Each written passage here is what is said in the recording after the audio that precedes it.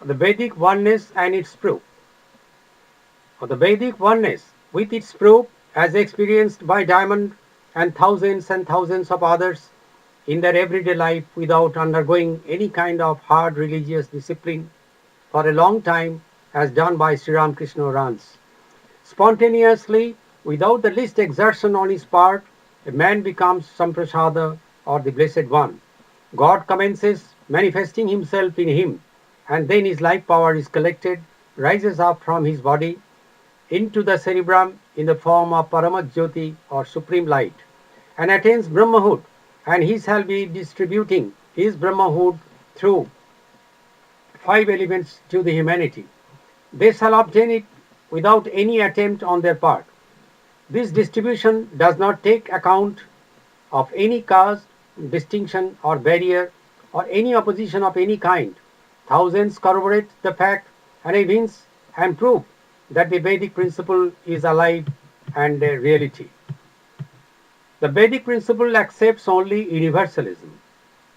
The Vedic principle does not accept the individual experience but marches into the midst of the humanity, the living ocean of humanity, and declares at the highest pitch of its voice, "Thou art man, thou art woman, thou art boy and girl, and thou art verily the whole humanity." This declaration is not a series of empty vocabularies and exalted poetic ideas, but is Samam Bonam, where with a man proves his attainment of Brahmahood as the places and manifests himself in the heart of each and every member of the humanity, comprising the old and the young alike, as it was so declared thousands and thousands of years ago. Eko ham bahusham, I am one but I shall be many. And furthermore it adds, Sada jananang hridaya sannivishta, that is, placed ever in the heart of mankind. The above Vedic experience is obtained through the seers, who announce it, and man the Brahma is but the only recipient of the bliss. Is Vedic oneness the future religion? 1.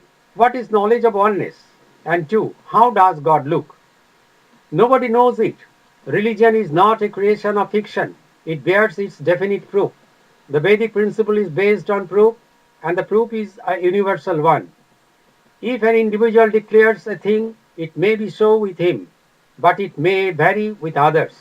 So the difference of opinion runs, and no conclusion can be arrived at.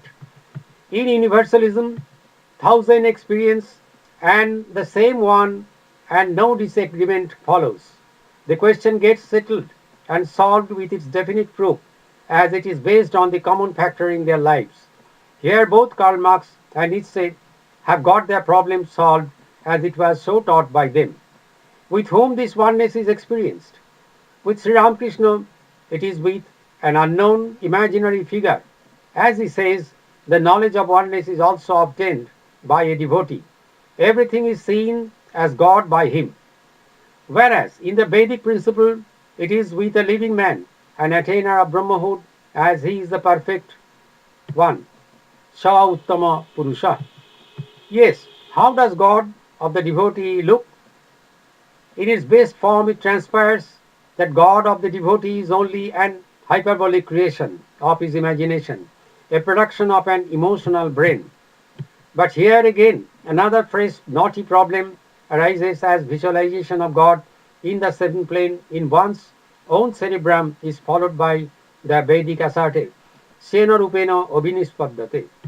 It means if anybody visualizes God as shown by God the preceptor, coming down from the Brahmapura, that means the abode of the Supreme One within the brain of the seer, having had the Vedic experience of five seats or koshas, and also of the seven planes lodged in the five seats in its full-fledged form, having not the minutest shortcoming, then the visualizer of God will be seen by thousands and thousands of men within their own bodies, and they shall make an open declaration of it for the benefit of the humanity, so that this eternal truth that man is Brahma or the Supreme One may be known to all.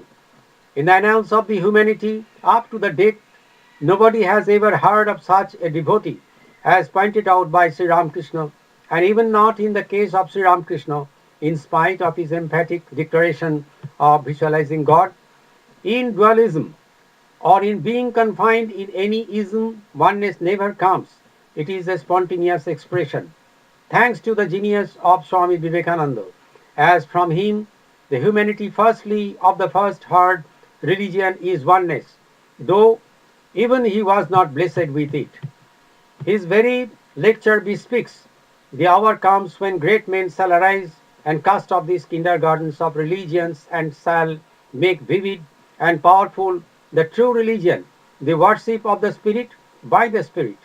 To add to it, he was once asked during his lectures in America how it was possible for a man to be Vishwatamukha or Laham universally, one with the whole human race, not unlike Shankaracharya, who did the very same thing some 1200 years ago.